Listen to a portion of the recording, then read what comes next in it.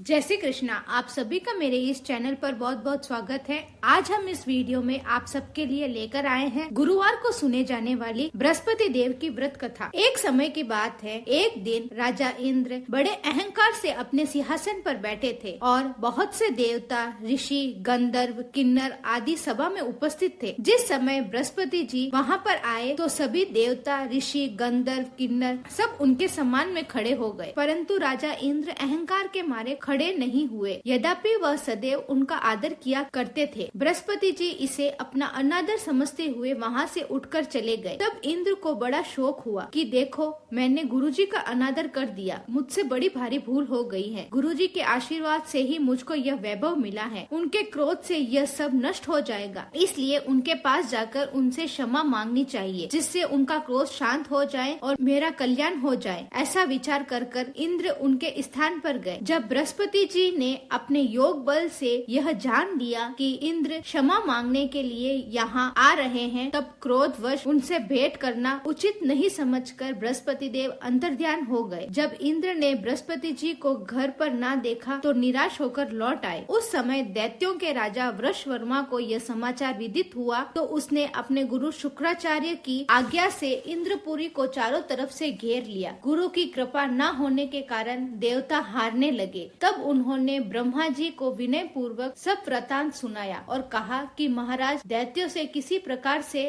हमें बचाइए। तब ब्रह्मा जी कहने लगे कि तुमने बड़ा अपराध किया है, जो गुरुदेव को क्रोधित कर दिया। अब तुम तवष्टा ब्राह्मण के पुत्र विश्वरूपा के पास जाओ, वह बड़ा ही तपस्वी और ज्ञानी है, उसे अपना पुरोहित बनाओ तो तुम्हारा कल्याण हो सकता है। यह वचन सुनते ही इंद्र तवष्ट के पास गए और बड़े विनती भाव से तवष्ट से कहने लगे कि आप हमारे पुरोहित बनने की कृपा करें, जिससे हमारा कल्याण हो। तब ऋषि ने उत्तर दिया कि पुरोहित बनने से तपोबल घट जाता है, परंतु आप बहुत विनती करते हो, इसलिए मेरा पुत्र विश्वरूपा पुरोहित बनकर आपकी रक्षा करेगा।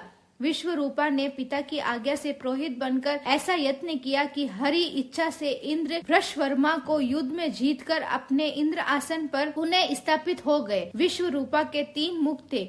एक मुख से वह सोमपल्ली लत का रस निकालकर पीते थे, दूसरे मुख से वह मदिरा पीते थे और तीसरे मुख से अन्न आदि भोजन करते थे। इंद्र ने कुछ दिनों उपरांत कहा कि मैं आपकी कृपा से यज्ञ करना चाहता हूँ। तब विश्वरूपा की आज्ञा अनुसार यज्ञ प्रारंभ हो गया। तब एक दैत्य ने विश्वरूपा से कहा कि तुम्हारी माता दैत्य की कन्या है, इस कारण तुम्हें हमारा कल्याण करना ही होगा। हमारे कल्याण के नियमित एक आहुति दैत्यों के नाम पर भी दे दिया करो तो अति उत्तम बात है। विश्वरूपा ने उस दैत्य की बात मानकर आहुति देते समय धीरे से दैत्य का नाम भी लेने लगे। इसी कारण यज्ञ करने से भी देवताओं का तेज नहीं बढ़ा। इंद्र ने यह वृतांत जानते ही क्रोधित होकर विश्वरूपा के 3 सर काट डाले। मदिरा पान करने से भंवरा, सोमपली पीने से कबूतर और अन्न खाने से मुख से तीतर बन गए। विश्वरूपा के मरते ही इंद्र का स्वरूप ब्रह्म हत्या के प्रभाव में बदल गया। देवताओं के 1 वर्ष तक पश्चाताप करने पर ब्रह्मा जी बृहस्पति जी सहित वहां आए। उन्होंने ब्रह्म हत्या के 4 भाग किए,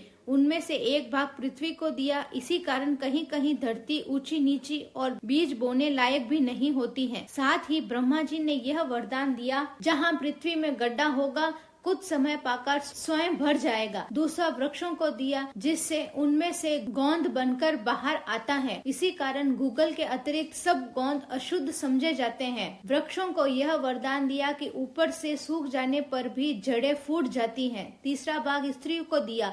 इसी कारण स्त्रियां हर महीने राजस्वल होकर पहले दिन चंडालनी, दूसरे दिन ब्रह्मघातिनी और तीसरे दिन धोबन के समान रहकर चौथे दिन शुद्ध होती हैं और उन्हें संतान प्राप्ति का वरदान दिया। इस प्रकार बृहस्पति देव ने इंद्र को ब्रह्म हत्या के पाप से मुक्त किया। जो मनुष्य इस कथा को पढ़ता है, सुनता है और दूसरों को सुनाता है, उसके सभी पाप बृहस्पति जी महाराज की कृपा से नष्ट हो जाते हैं। जय बृहस्पति देव।